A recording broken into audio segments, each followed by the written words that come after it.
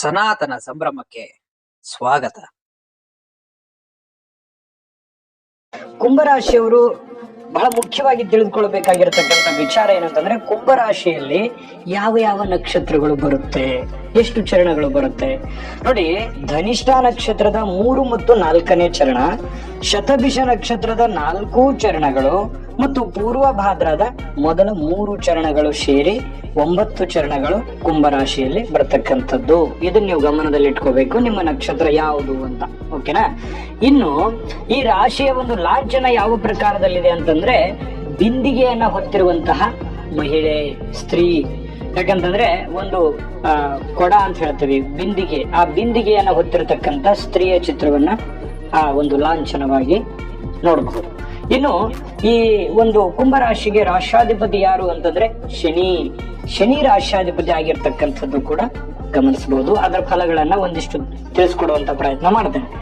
ಇನ್ನು ಈ ಒಂದು ಕುಂಭರಾಶಿ ವಾಯು ತತ್ವದ ರಾಶಿ ಆಗಿರ್ತಕ್ಕಂಥದ್ದು, ಸ್ಥಿರ ರಾಶಿ, ಸ್ಥಿರವಾಗಿರ್ತಕ್ಕಂತಹ ಸ್ವಭಾವ, ಒಂದೇ ಕಡೆ ಸ್ಟೇಬಲ್ ಆಗಿ ನಿಂತ್ಕೊಳ್ತಕ್ಕಂತಹ ವ್ಯಕ್ತಿತ್ವ.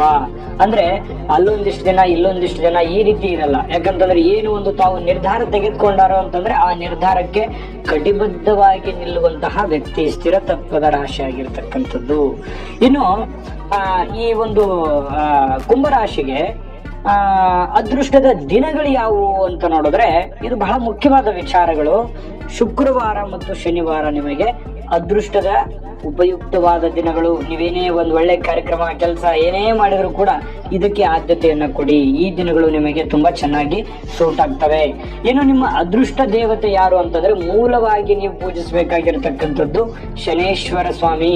ಶನೇಶ್ವರ ಸ್ವಾಮಿಯನ್ನ ನೀವು ಆರಾಧನೆ ಮಾಡ್ತಕ್ಕಂಥದ್ರಿಂದ ನಿಮ್ಮ ಎಲ್ಲ ಕಷ್ಟ ಕಾರ್ಪಣ್ಯಗಳು ನಿವಾರಣೆ ಆಗುತ್ತೆ. ನಿಮ್ಮ ಲಕ್ಕಿ ಗಾಡ್ ಅಂತ ಹೇಳ್ಬೋದು. ಇನ್ನು ಈ ಕುಂಭರಾಶಿಗೆ ಯಾವ ಒಂದು ರಾಶಿ ರತ್ನ ಬರುತ್ತೆ ಅಂತಂದ್ರೆ, ನೀಲಂ ಅನ್ನುವಂಥದ್ದು ಬರುತ್ತೆ ಕುಂಭರಾಶಿಗೆ. ಜೊತೆಗೆ ಈ ಕಾಲಪುರುಷನ ಅಂಗದಲ್ಲಿ, ಅಂದ್ರೆ ಒಂದು ಬಾಡಿಯಲ್ಲಿ ನಿಮ್ಮ ಒಂದು ಯಾವ ಸ್ಥಳವನ್ನ ಬಿಂಬಿಸ್ತದೆ ಅಂತಂದ್ರೆ ಕಾಲುಗಳು. ಕಾಲಪುರುಷನ ಅಂಗದಲ್ಲಿ ನಿಮ್ಮ ಅಂಗ ಯಾವುದು ಅಂತಂದ್ರೆ ಕಾಲುಗಳನ್ನ ಪ್ರತಿಪಾದಿಸ್ತದೆ. ಆಯ್ತಾ? ಇದು ಒಂದು ಪುರುಷ ಲಿಂಗದ ರಾಶಿ ಆಗಿರತಕ್ಕಂಥದ್ದು, ಗಂಡು ರಾಶಿ. ಆಯ್ತಾ?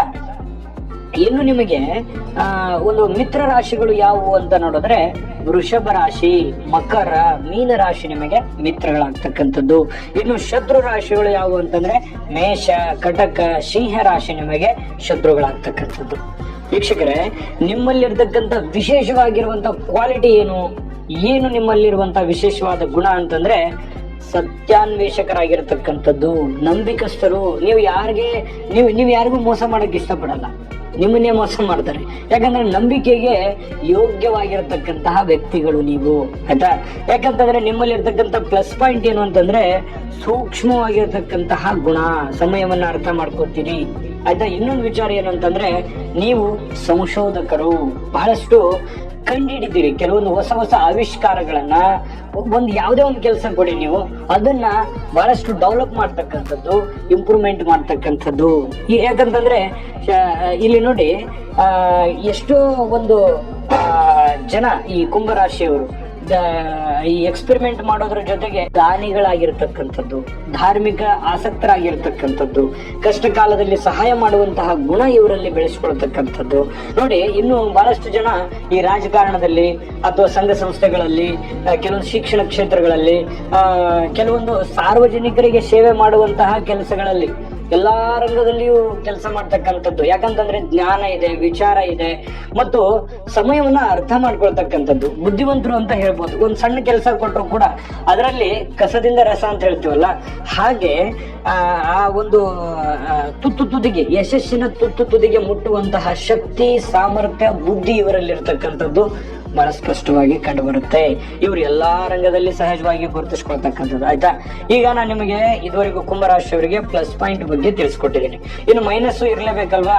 ಮೈನಸ್ ಏನು ಅಂತಂದ್ರೆ, ಯಾವ ತಿಥಿ, ಯಾವ ವಾರ, ಯಾವ ಯೋಗ, ಯಾವ ಕರ್ಣ, ಯಾವ ಮಾಸ ನಿಮಗೆ ಮೈನಸ್ ಆಗುತ್ತೆ ಅನ್ನುವಂಥದ್ದು ಕೂಡ ತಿಳಿಸ್ತೀನಿ. ಇದು ಬಹಳ ಇಂಪಾರ್ಟೆಂಟ್ ಆಗುತ್ತೆ ನಿಮಗೆ. ನೋಡಿ, ಚೈತ್ರ ಮಾಸ ನಿಮಗೆ ಮೈನಸ್ ಆಗಿರ್ತಕ್ಕಂಥದ್ದು. ಇನ್ನು 3, 8, 13ನೇ ತಿಥಿ ನಿಮಗೆ ಮೈನಸ್ ಆಗುತ್ತೆ. ಇನ್ನು ಗುರುವಾರ ವಾರಗಳಲ್ಲಿ ಯಾವ ವಾರ ನಿಮಗೆ ಅಷ್ಟೊಂದು ಸೂಕ್ತವಲ್ಲ ಅಂತಂದ್ರೆ ಗುರುವಾರ ನಿಮಗೆ ಅಷ್ಟೊಂದು ಸೂಕ್ತವಲ್ಲ.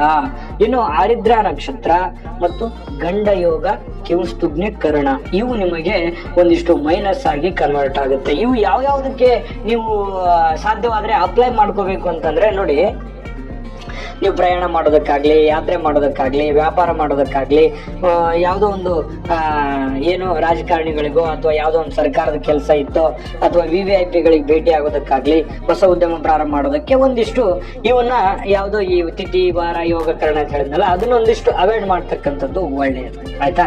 ಇನ್ನು ನೆಕ್ಸ್ಟ್ ಇದು ಇನ್ನೊಂದು ವಿಚಾರ ಗಮನಿಸೋದೇನಂತಂದ್ರೆ ವಿವಾಹ ಆಗಿರ್ಬೋದು, ಉಪನಯನ ಆಗಿರ್ಬೋದು, ಇನ್ನು ಈ ಮಂಗಲ ಕಾರ್ಯಗಳಲ್ಲಿ ಇದನ್ನೇನು ನೋಡುವಂತ ಅವಶ್ಯಕತೆ ಬರಲ್ಲ. ಆಯ್ತಾ? ಇದು ನಿಮ್ಮ ನಿತ್ಯದ ಜೀವನದಲ್ಲಿ ಅಳವಡನೆ ಆಗುವಂತಹ ಮತ್ತು ನೀವು ನಿಮ್ಮ ರಾಶಿಯ ಬಗ್ಗೆ ತಿಳಿದುಕೊಂಡಿರಲೇಬೇಕಾಗಿರುವಂತಹ ಮುಖ್ಯವಾದ ವಿಚಾರಗಳು. ಉಪಯೋಗ ಆಗಿದೆ ಅಲ್ವಾ? ಈ ವಿಡಿಯೋ ನಿಮ್ಗೆ ಉಪಯೋಗ ಆಗಿದ್ರೆ ಖಂಡಿತ ಲೈಕ್ ಮಾಡೋದನ್ನ ಮರಿಬೇಡಿ, ಜೊತೆಗೆ ನಮ್ಮ ಚಾನಲ್ ಅನ್ನ ಸಬ್ಸ್ಕ್ರೈಬ್ ಮಾಡ್ಕೊಳ್ಳೋದನ್ನ ಮರಿಬೇಡಿ. ಮತ್ತು ಈ ವಿಡಿಯೋ ಕೆಳಗಡೆ ಡಿಸ್ಕ್ರಿಪ್ಷನ್ ಅಲ್ಲಿ ಲಿಂಕ್ ಇದೆ, ಅಲ್ಲೂ ಕೂಡ ನಿಮಗೆ 12 ರಾಶಿಯವರ ಬಹುಮುಖ್ಯವಾದ ತಿಳಿಯಲೇಬೇಕಾಗಿರತಕ್ಕಂತಹ ವಿಚಾರಗಳ ಬಗ್ಗೆ ಅಲ್ಲೂ ಕೂಡ ನಿಮ್ಗೆ ವಿಡಿಯೋ ಸಿಗುತ್ತೆ. ನಿಮ್ಮ ರಾಶಿಗೆ ಸಂಬಂಧಪಟ್ಟಂತ ಮಾಹಿತಿಯನ್ನ ನೀವು ಕ್ಲಿಕ್ ಮಾಡಿಕೊಂಡು ವೀಕ್ಷಣೆ ಮಾಡಬಹುದು. ಒಳ್ಳೆಯದಾಗ್ಲಿ ವೀಕ್ಷಕರೇ. ಕುಂಭರಾಶಿಯವರು ಬಹಳಷ್ಟು ಶಾರ್ಪ್ ಅನ್ನುವಂಥದ್ದು, ಬಹಳಷ್ಟು ಬುದ್ಧಿಜೀವಿಗಳನ್ನುವಂಥದ್ದು ನಮಗೆ ಈ ಮುಖೇನ ಗೊತ್ತಾಗುತ್ತೆ. ಒಳ್ಳೆಯದಾಗ್ಲಿ. ತಾಯಿ ಅನ್ನಪೂರ್ಣೇಶ್ವರಿ ಸಕಲ ಐಶ್ವರ್ಯಗಳನ್ನು ಕೊಟ್ಟು ಕಾಪಾಡಲಿ ಅಂತ ಪ್ರಾರ್ಥನೆ ಮಾಡ್ಕೊಳ್ತಾ ಸರ್ವೇ ಜನಃ ಸುಖಿನೋ ಭವಂತು.